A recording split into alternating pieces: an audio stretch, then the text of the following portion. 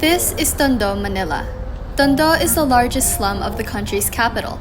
It has a high poverty incidence due to lack of regular and decent jobs, while social services like health and education are inaccessible.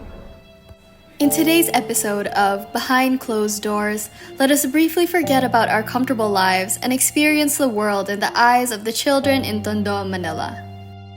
In today's episode, 3 college students from the University of Santo Tomas walk along the streets of Tondo. Come with them as they share their experiences and realizations on this heartbreaking yet eye-opening experience. To the people who have no idea how the other side of the Philippines looks like, this is for you. I came to Tondo with my 2 best friends, Renae and Belle, to invite people for our school's medical mission. We were completely at a loss for words to describe the experience of visiting the slums of Manila. The moment I saw the children running on the street barefoot and seeing how the homes there were built on dump sites, it really broke my heart. No picture can capture the sheer magnitude of suffering nor the incredible strength and resiliency of the people who call these places home. I found the sounds, sights, and smells of the Manila slums so disturbing that I was literally unable to take in what I was seeing. And so, I concentrated on the people. I don't even know where to begin.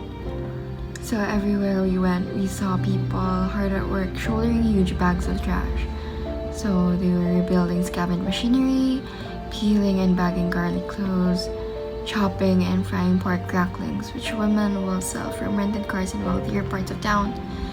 And this was a reminder of something that I have to remind myself again and again, that poor people work harder the most than everyone else I know. The trio met Pepe and Dodong, 2 happy children along the dump site looking for trash and picking up waste that can still be put into good use. According to these children, they can sell this junk for a good amount of money, enough for them to eat 1 meal for the day. After talking to the people of Tondo, I realized that we're living in a society full of lies. It is a cruel lie when we tell that poverty is a result of poor people's laziness. I remember watching a news report about how nearly 20 million Filipinos are now living in poverty. This sparked something in me. I think it's about time that we should do something. In times like this, we cannot solely rely on the government leaders anymore. It is our responsibility, not just as Filipinos, but as humans, to open our eyes to the blatant oppression and injustice the poor experience. We must act now, together, to be in their service and contribute to their development. The trio was inspired by the encyclical written by Pope Paul VI on the development of peoples, or what is known as Populorum Progressio.